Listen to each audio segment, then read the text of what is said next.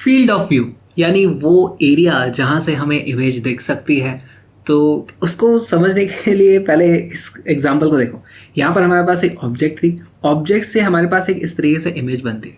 पहली बात तो क्या इमेज सिर्फ इन दो रेज के कारण ही बनी थी? जी नहीं, यहाँ से बहुत सारी इस तरीके से रेज निकली होंगी और सब कुछ ना कुछ तरीके से रिफ्लेक्ट होकर के इसी पॉइंट से पास हो रही होंगी। तो हमारे पास बहुत सारी रेज से इमेज बनती है, वो तो हमने इन दो रेज को यहाँ पे बना लिया है। ओके, अब मेरा दूसरा सवाल उठता है कि मान लो मैं यहाँ पर से इस मिरर को इस तरीके से ढक दूँ, यहाँ पर कुछ कपड़ा या मैंने इस तरीके से स्टिकर्स चिपका दिए, तो क्या होगा? वहाँ पर से रिफ्लेक्शन होना बंद हो जाएगा।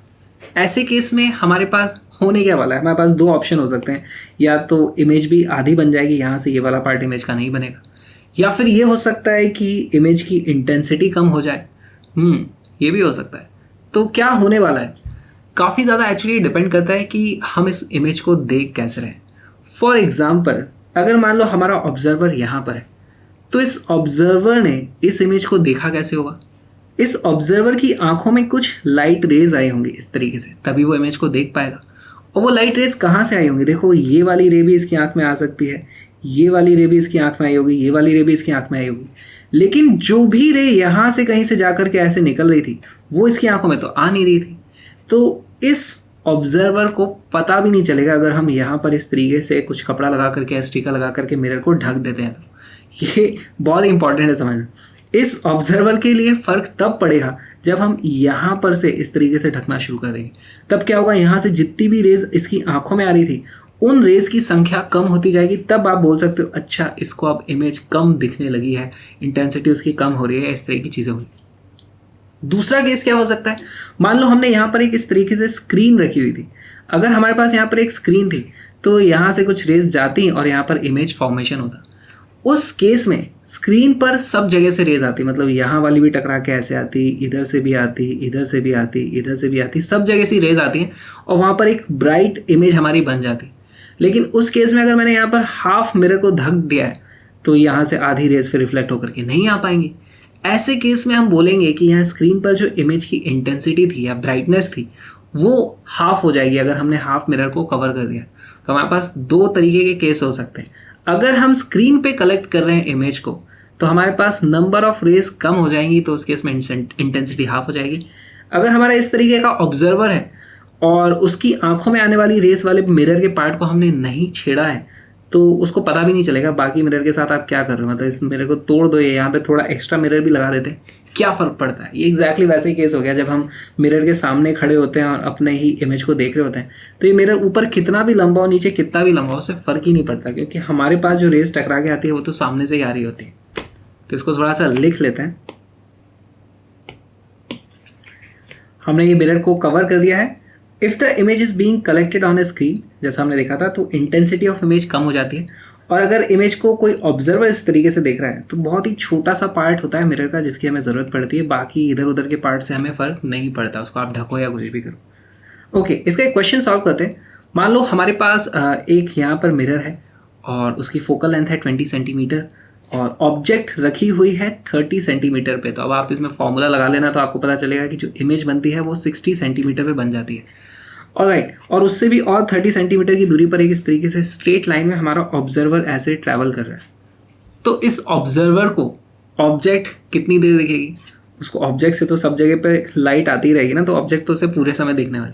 लेकिन इमेज कितने टाइम दिखेगी? ऐसा नहीं है कि उसको इमेज यहाँ पर रियल इमेज बन तो रही है, लेकिन क्या उसे वो देख सकता है? ये पता कैसे चलेगा? देखो, यहाँ पर से हमारे पास बहुत सारी रेज निकलेंगी, लेकिन मैं सिर्फ एक्सट्रीम रेज को ले लेता हूँ इस तरीके से। तो ये इस तरीके से हमारे पास रे आएगी। दूसरी एक रे इस एक्सट्रीम से अगर हम देखें मिरर के, तो वो इस तरीके से निकलने वाली है। क्या कोई भी रे, यहाँ से जितनी भी रेज जाएंगी वो सारी की सारी इस तरीके से आने वाली है ना? तो हमारे पास सिर्फ यहाँ पर रे आएगी, यहाँ पर रे आएगी, यहाँ पर रे आएगी, यहाँ पर रे आएगी, इस तरीके से हमारे पास रेज आने वाली।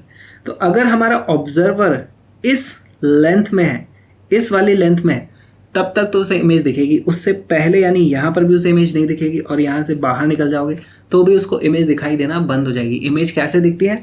जब रेज हमारी आंखों में आते हैं, यहाँ पर इमेज है, इसका ये मतलब नहीं है कि यहाँ से इधर भी रेज आ रही थी। रेज तो मिरर से रिफ्लेक्ट होकर के ही आ रही थी। भले ही हर एक चीज़ की यहाँ पर इमेज कुछ ना कुछ बनती होगी, लेकिन किधर जाकर के रेज टकरा रही हैं, रेज आंखों में आनी चाहिए तब जाकर के इमेज दिखेगी। ऑलराइट, तो हमें पता करना है ये वाला डिस्टेंस कितना है। इसको हम लिख देते हैं, ये है हमारा डिस्टेंस d। अच्छा, यहाँ पर आप कुछ सिमिलर ट्राइंगल भी बना सकते हो। कैसे बना सकते हो? ये वाला एक ट्राइंगल है और ये दूसरा ट्राइंगल है ना। हमारे पास ये वाला डिस्टेंस है 30 सेंटीमीटर, ये वाला डिस्टेंस है 60 सेंटीमीटर। तो अगर हमें मिरर का अपर्चर दिया हुआ है, अपर्चर रेडियस को हम लिखते हैं r से, r की वैल्यू दी है मान लो 1 सेंटीमीटर, तो हमारे पास ये वाला डिस्टेंस हो जाता है 2 सेंटीमीटर। ये 2 सेंटीमीटर हो जाता है, तो ये दोनों सिमिलर ट्राइंगल हैं, उस हिसाब से हमारे d की वैल्यू हो जाती है d is equal to 1 centimetre. इस तरीके से हमारे पास क्वेश्चन बनता है। अब आप यहाँ पे एक वो भी कर सकते हो कि अगर इसकी वेलोसिटी कुछ दे रखी है 1 सेंटीमीटर पर सेकेंड, तो यानी इस ऑब्जर्वर को 1 सेकेंड के लिए इमेज दिखाई देने वाली है। इस तरीके से क्वेश्चंस को मॉडिफाई किया जा सकता है। मेरे साथ फिजिक्स लाइव पढ़ोगे तो आ जाओ बॉम फिजिक्स पे, फिजिक्स पढ़ेंगे, 4 देंगे, क्लासेस होंगी bit.ly/bombphysics पर। मेरी क्लासेस लाइव हैं, फ्री हैं, तो आज ही आ जाओ। कहाँ पे होती है क्लासेस? अनअकैडमी लर्निंग ऐप पे, जो इंडिया का बेस्ट प्लेटफॉर्म है किसी भी कॉम्पिटिटिव एग्जाम की तैयारी करने के लिए। चाहे आप IIT JEE की तैयारी करो, नीट की, CBSE की या फाउंडेशन की, वहाँ पर लाइव क्लासेस होती हैं डेली, और हर महीने नए नए बैचेज और कोर्सेज लॉन्च होते रहते हैं। इंडिया की टॉप फैकल्टी वहाँ पर पढ़ाती है, आप अपने डाउट से पूछ सकते हो, लाइव इंटरैक्ट कर सकते हो। तो आज ही प्लस या आइकॉनिक सब्सक्रिप्शन लो, उसके लिए आप मेरा कोड विक्रांत यूज़ कर सकते हो, उससे आपको मिलता है स्पेशल डिस्काउंट। तो आ जाओ यार, लाइव मिलते हैं अनअकैडमी लर्निंग ऐप पे। Download the learning app now.